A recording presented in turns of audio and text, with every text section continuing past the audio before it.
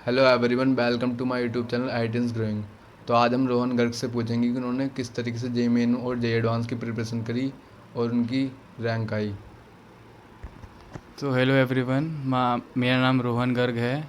मेरी जे एडवांस में all India rank 2559 थी और जे मेंस में ऑल परसेंटाइल 99.62 थी। इसमें मेरी ऑल इंडिया रैंक 4390 आई।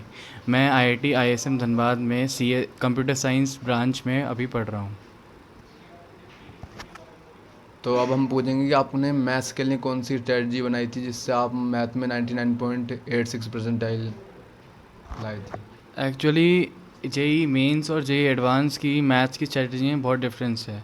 जेई मेंस में ऐसा होता है कि ज़्यादातर जो मतलब क्वेश्चंस आते हैं वो एक्चुअली स्पीड डिपेंड होते हैं कि तो अगर आपकी स्पीड ज़्यादा अच्छी हो, ज़्यादा फास्ट हो आप क्वेश्चंस करने में, तो आपका मैथ्स इजीली हो जाएगा। मतलब almost one one one hour 15 minutes में, 1 आवर 30 मिनट्स में। पर आपको उतना टाइम देना पड़ेगा। और जे एंड वन की स्ट्रैटेजी बिल्कुल ही अलग है, क्योंकि वहाँ पे हमें कॉन्सेप्ट पे ध्यान देना पड़ता है। अगर आप जे एडवांस ओरिएंटेड हो, मतलब स्टार्टिंग से ही जे एडवांस ओरिएंटेड हो, तो आपको ऐसे क्वेश्चन कम करना है इसमें फॉर्मूला डाल के ही आंसर निकल रहा है। आपको ऐसे क्वेश्चन करना है इसमें आपको बहुत ज़्यादा सोच के अपनी को अलग से थिंकिंग लगा के आपको आधा आधा एक एक घंटा क्वेश्चन में लग रहा है। वो चाहे आप वो आपको स्टार्टिंग में लगेगा कि आपका टाइम वेस्ट है, पर ऐड थोड़ा थोड़ा धीरे धीरे प्रैक्टिस करते करते आपको फ्यूचर में ऐसा लगेगा कि आप ये बहुत बेनिफिशियल है, क्योंकि आपको आपकी उससे थिंकिंग एबिलिटी डेवलप होती है और आपका माइंड शार्प होता है। तो जो भी इस बच्चे वीडियो को देख रहे हैं उनके लिए सबसे बेस्ट एडवाइस यही है कि इस मैथ को शुरू से ही आप प्रिपरेशन अच्छी करें और कंसेप्ट पे ज़्यादा ध्यान दें। अब हम पूछेंगे कि सब बच्चों को केमिस्ट्री में बहुत दिक्कत होती है, मतलब इनऑर्गेनिक सब कहते हैं ये रटने वाला सब्जेक्ट है, ऑर्गेनिक भी कहते हैं ये भी सब कम समझ में आती। तो अब हम पूछते हैं कि इनसे इनऑर्गेनिक और ऑर्गेनिक के लिए कैसे प्रिपरेशन की थी इन्होंने। मतलब मैं ऐसा करना चाहूँगा कि जैसे मैं दिल्ली से हूँ और मैंने फिर जी ईस्ट दिल्ली कोचिंग में पढ़ा था, तो वहाँ के केमिस्ट्री के टीचर स्पेशली बहुत अच्छे थे।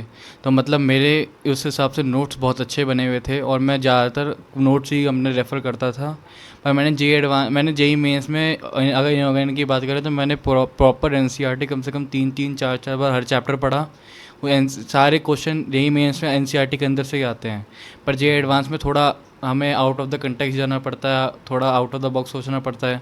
तो उसके लिए मैंने जेडीली एक किताब आती है इनऑर्गेनिक केमिस्ट्री की, वो रेफ़र की थी। उससे बस रीडिंग लगाने, क्वेश्चन लगाने की कोई ज़रूरत नहीं होती, पर एक बार रीडिंग अगर ढंग से हो जाए ना तो हो जाता है। और प्लस इनऑर्गेनिक में जैसे कि कुछ स्पेसिफिक चैप्टर होते थे, पी ब्लॉक बहुत ज़्यादा आता है, प्लस ऐसे कोऑर्डिनेशन कंपाउंड बहुत ज़्यादा आता है। तो उन चैप्टर पर थोड़ा अगर ज़्यादा फोकस करोगे तो हमारी इजीली रैंक अच्छी आ जाएगी। ऐसे ही अगर हम ऑर्गेनिक की बात करें तो ऑर्गेनिक में मेरा मेजरली पार्ट नोट्स से हो जाता था। नोट्स जो कि अगर आप ऐसा कीजिएगा कि मतलब ऐसे नेम रिएक्शन आपने एक साथ लिख ली, आपने सारे सब कुछ एक साथ ऑर्डर वे में कर लिया ना, तो आपको ज़्यादा दिक्कत नहीं आएगी। अब कुछ ऐसे रिएक्शन भी होते हैं जो बिल्कुल एडवांस स्पेसिफिक होती हैं, जो जिनका मेंस या से ऐसे बोर्ड में कोई रेलेवेंस नहीं होता, तो आप उन्हें अलग से लिख सकते हैं। उससे बहुत फ़ायदा होगा कि जैसे कि अगर आपको मेंस की तैयारी करनी है तो आपको बार बार उन रिएक्शन को बार बार पढ़ना नहीं पड़ेगा, आपका टाइम वेस्ट नहीं होगा। और ऑर्गेनिक के लिए मैंने एक वो आती है बुक, MS चौहान, थोड़ी वो सॉल्व की थी, उससे काफ़ी फ़ायदा हुआ था। और केमिस्ट्री में जो पीछे के चैप्टर होते हैं जैसे पॉलीमर बायोमोलिक्यूल्स, क्या आपने ये याद किए थे अपने टाइम पे। हाँ, ये मतलब मैंने सारे याद किए थे। मैंने एक्चुअल में इनकी एक बार एनसीईआरटी पढ़ी, पर मुझे एनसीईआरटी ज़्यादा समझ नहीं आया था, क्योंकि मतलब ऐसे कॉम्पिटिटिव जो कोचिंग होती हैं वहाँ पे एडवांस स्पेस हमें पूरा एडवांस स्पेसिफिक पढ़ाया जाता था, तो मतलब मेन स्पेसिफिक बहुत कम पढ़ाया जाता था जो चैप्टर होते थे। तो मैंने उन सब की पहले खुद पढ़ के देखा, तो वो मुझे समझ नहीं आया। जो चीपिक मैंने ऑनलाइन पीडब्ल्यू के जो फ्री लेक्चर होते थे वहाँ से मैंने सब कुछ कवर किया एक एक बार पूरी वीडियो देख के, तो उसमें ईजिली जितना मेन स्पेसिफिक था वो सब हो गया कवर। और आपने फिजिक्स के लिए कैसे स्ट्रेटजी बनाई थी, मतलब कुछ बच्चे कहते हैं फिजिक्स जब लेक्चर देखते हैं तब तो समझ में आ जाती है बट जब क्वेश्चन लगाते हैं तब नहीं होती।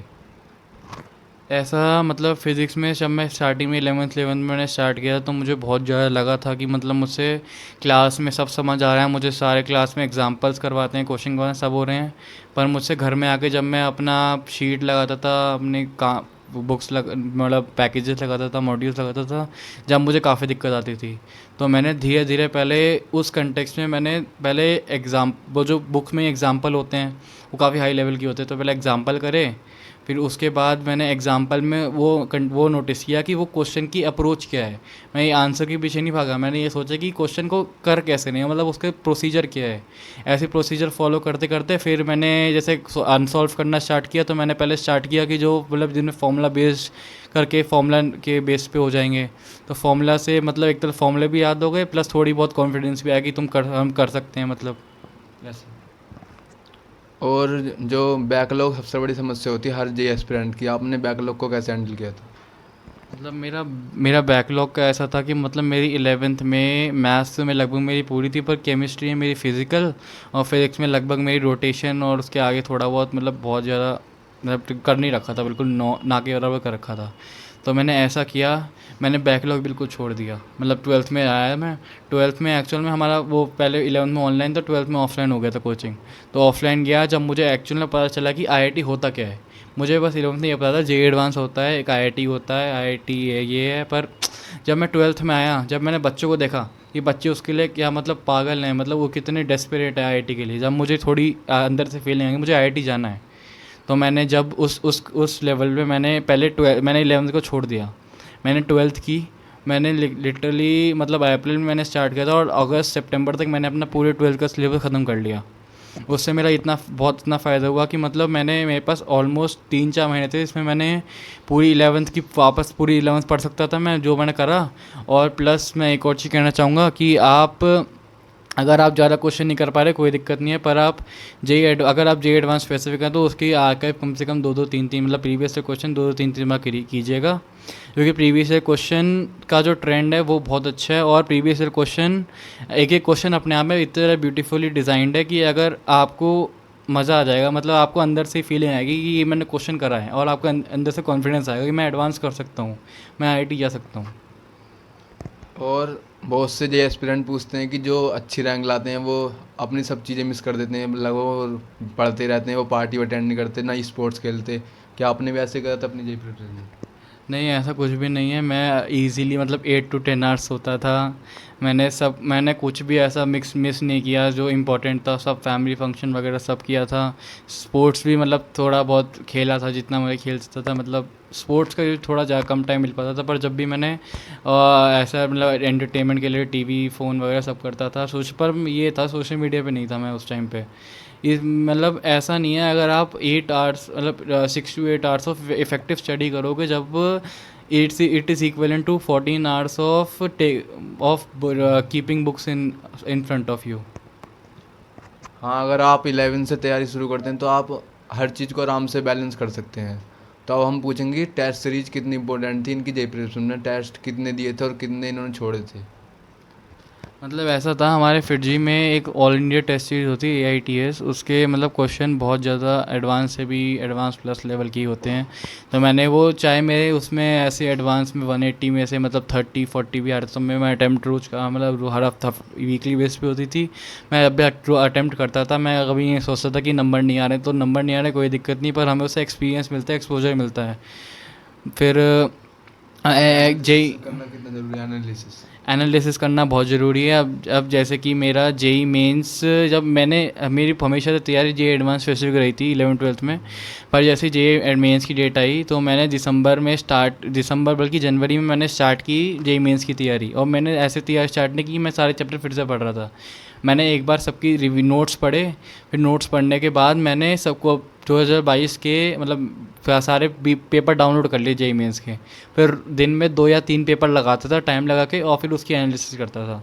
तो उससे बहुत फ़ायदा हुआ, क्योंकि जेई मेंस का मुझे पैटर्न और मैं उसके एनवायरनमेंट में थोड़ा ढलना स्टार्ट हो गया, क्योंकि जेई एडवांस और जेई मेंस बहुत डिफरेंस होता है। क्योंकि जेई मेंस ने हमें स्पीड के ऊपर बहुत ज़्यादा ध्यान देना पड़ता है। इस हिसाब से तुम्हें अगर आपको करना है, तो आपको 1 महीने पहले आपको लगभग रोज़ एक या 2 पेपर तो रोज़ सॉल्व करना पड़ेगा, जब ये आपका थोड़ा उस एनवायरनमेंट में सेट हो पाओगे जेई मेंस से पहले। और आपकी प्रिपरेशन में नोट्स का कितना इंपॉर्टेंस है? क्या आपने शॉर्ट नोट्स बनाए थे क्या? ये जैसे मैंने पहले ही बताया, मैंने केमिस्ट्री में पूरा मेरा केमिस्ट्री ऑलमोस्ट मेरा 80% नंबर नोट्स की वजह से ही आया है। मैंने एक्सटर्नल बुक्स बहुत कम करी हैं। फिज़िक्स में मेरा नोट्स का बहुत इम्पोर्टेंस था, और केमिस्ट्री में जैसे कि धीरे धीरे, जैसे कि जब हम एंड की स्टेज पे आते हैं, जब हम देख ये बार बार नोट्स पढ़ते रहते तो हम लास्ट में ये देखते हैं कि हमारे नोट्स का मैक्सिमम जो चीज़ें होती हैं हमें हमारे दिमाग में छप चुकी होती हैं। पर कुछ चीज़ें ऐसी होती हैं जो जैसे कुछ पर्टिकुलर रिएक्शन जो कम यूज़ हुई हैं या फिर कम इनफेमस है पर वो इम्पॉर्टेंट है, तो उसको हम अलग अलग जगह लिख सकते हैं शॉर्ट नोट्स की तरह।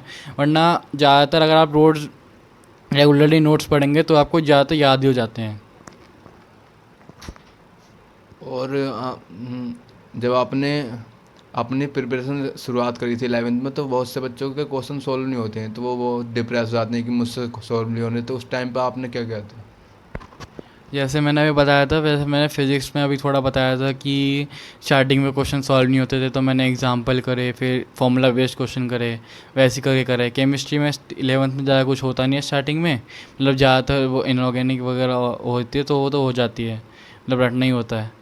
पर मैथ में मतलब स्पेशली थोड़ा मैं मैथ में थोड़ा वो अपर हैंड था, तो मतलब मुझसे क्वेश्चन हो जाते थे, पर मैंने बहुत सारे बच्चे देखे हैं जिनसे मैथ में क्वेश्चन नहीं होते। तो मेरा ये एडवाइस है कि जैसे मेरे फिज़िक्स में थी कि आप एग्जांपल कीजिए, आप प्रोसीजर देखिए, आप कंसेप्ट पे ध्यान दीजिए, उससे अगर आप कंसेप्ट स्ट्रांग है तो आपको कोई क्वेश्चन नहीं अटकेगा। और जब आपने जेई एडवांस का जो गैप था बीच में 1.5 महीने का, आपने उसमें कैसे अपनी तैयारी को ट्रैक पर लाए थे? अब जैसे कि जेई मैंने बताया, जेई मेंस और जेई एडवांस बिल्कुल ही अपोजिट हैं। तो जेई मेंस जैसे मेरा अप्रैल मिड में ख़त्म हुआ, तो मैंने तभी जेई एडवांस की, मैंने पूरी पहले तैयारी कर रखी थी, पर अभी मैंने वापस स्टार्ट कर दी, एक बार फॉर्म में आ गया। मैंने पहले जेई एडवांस के, मैंने जैसे आपने जेई एडवांस की प्रीवियस ईयर क्वेश्चन किए थे, तो मैंने कुछ को इंपॉर्टेंट क्वेश्चन मार्क कर रखे थे जब पहले फर्स्ट राउंड में किए थे, तो मैंने वो सारे रीअटेम्प्ट करे। फिर प्लस मेरा हमारी कोचिंग में रोज़ हमें लगभग सुबह 8 बजे बुला लेते थे, और रात को 8 बजे छोड़ते थे, मतलब ऑलमोस्ट 12 घंटे वहाँ पे हमसे बैठा के रोज़ 3 घंटे के 3 टेस्ट लेते थे, और फिर एनालिसिस भी होती थी। तो उससे मेरा बहुत लगता है मुझे बहुत फ़ायदा हुआ, एक तो मेरा उससे सीटिंग आवर्स बढ़ गया। तो मैं ये कहना चाहूँगा कि अगर आपका जैसे कोचिंग में टेस्ट वेस्ट नहीं होता, तो आप एक काम कीजिए, आप ना एटलीस्ट 2 या 3 पेपर रोज़ ट्राई करिए, जो लास्ट का 1 महीना होता है, जो कि उससे आपका एक तो सीटिंग आवर बढ़ता है, और आपको थोड़ा स्ट्रेस कम होता है। जैसे कि अगर आप 9 घंटे बैठ के आज पेपर दे पा रहे हैं, तो आप 1 महीने बाद 6 घंटे पेपर में कोई आपको आपकी एफिशिएंसी वही बनी रहेगी 6 घंटे। और जब लास्ट में आपने कंप्यूटर स्क्रीन पर अपनी रैंक देखी थी, तो तब आपके परिवार को कैसा महसूस होता था एंड आपको कैसा लगा था? अब जैसे कि मेरे 360 में से 180 मार्क्स आए थे, तो मैंने ऐसे थोड़ा एनालिसिस किया था कि 2022 के हिसाब से मेरे और 700 के आसपास रैंक बन रही थी, और मतलब और 2021 के हिसाब से मेरी 2000 के आसपास रैंक बनी। तो मेरा एक्सपेक्टेशन था कि 1100-1200 हो जानी चाहिए, पर जब भी थोड़ी 2500 के आसपास आई, जब भी मुझे बहुत अच्छी लगी, क्योंकि एक बार को आईआईटी क्रैक करना, और वो भी मतलब पूरी फैमिली जितने में फर्स्ट आईआईटी अनु आईआईटी क्रैक करना अपने आप में ही बहुत बड़ी बात है, और आईआईटी टैग मतलब कह नहीं क्या है आईआईटी टैग। तो आपको भी इसी दिन के लिए पढ़ना है कि जब आप अपनी रैंक देखेंगे कंप्यूटर स्क्रीन पर, तब आप कितनी खुशी महसूस करेंगे, आपको उसी दिन के लिए पढ़ना है। तो ऐसी अमेजिंग पॉडकास्ट जो आईआईटी स्टोरी है, उसके लिए हमारे चैनल को सब्सक्राइब करें।